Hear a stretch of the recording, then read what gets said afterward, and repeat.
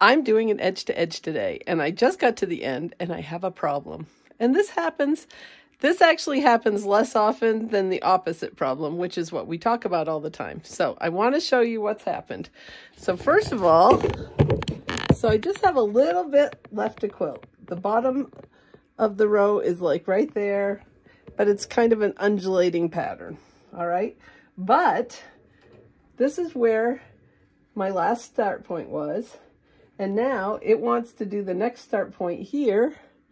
And the bottom of the pattern is cropped off right there. So that will mean that, 2, 3, 4 inches doesn't get quilted. Well, obviously, that's not going to work out, right? So let me show you how to fix this. It's not that hard. Okay, so I'm going to try to move this up so you can see better. All right, so the first thing we need to do is that the machine wants to start stitching. If I have also already canceled it out, but if it had gone ahead to resume, it would have left the bottom of my quilt unquilted. So what I need to do is move up a row. Now, Pro Stitcher does not care what row it's stitching. All of these rows are the same. So what we're going to do, and I know where my last start point was because I leave my threads hanging out, so it makes it really easy. So I can put my needle right there, and it shows that that's the start point. What I'm going to do is I'm going to go to Pro Stitcher. Whoops. Cancel. Pro Stitcher. New start and end. Now what I'm going to do is I'm going to use my bottom row of arrows, and I'm going to jump up a row. And now what I'm going to do is reposition. So I know where my needle is, but I'm going to reposition this start point. So I'm going to go to Modify, Reposition, Start Point. Okay, so now the design has jumped down. So now I could go ahead and stitch. If I was going to stitch this next row, it would start all the way down here. So obviously, oh, you can't really see that. Let me move this back again. All right, so now this was the last row. This next row would start here. Okay, and it would stitch way past where my magnets are. Well, that's not going to work either. So now we have to do some cropping. All right, so I already don't have an area up. So what I'm going to do is I'm going to come out here, and I can see that the bottom of this quilt is not super straight. So I'm going to come out here to the side, and I'm going to come below where I think it's going to be safe, and I'm going to go to area and hit 2 corner. And now I'm going to go to the other side. Let's see if I can take you with me.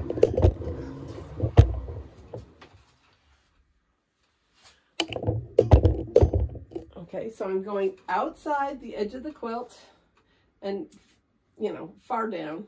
I don't want to hit magnets or anything. And I'm going to hit 2 corner again. Okay, now you can see. Let's get you up close again here so you can see the screen, because I always get complaints about this. All right.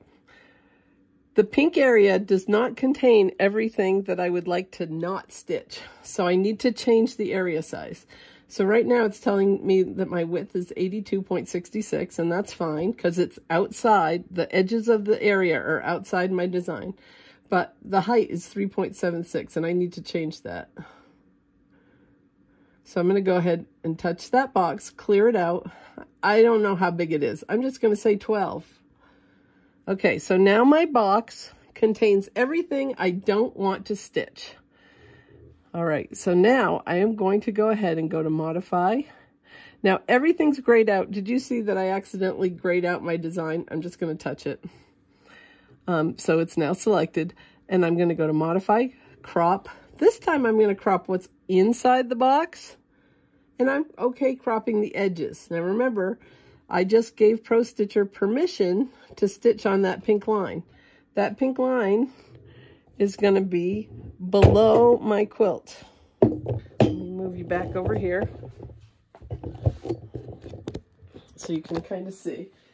So the pink line, now the top of that area is down here, and I'm okay with that. I'd like to have some space. So I should be okay. Now I have pins holding this right now. I'm going to take those out. I'm going to baste the bottom. And all right, everything's basted down now and I'm ready to stitch. So I did this crop. I'm going to go ahead and baseline it. And now it should start stitching right about here. But because I baselined, my start point went back up to the top. So now I need to move it. So let's go to Pro Stitcher, New Start and End. This is a great time to use these bottom arrows. I'm going to go down. And now I'm at the very bottom one. And now I'm ready to go ahead and stitch. So I hit Quilt, Run, Proceed. It's going to put its stitch down, pop it up, hold on to it. And I am going to let those strings just hang down. Just in case, you never know. I might have to find that spot again.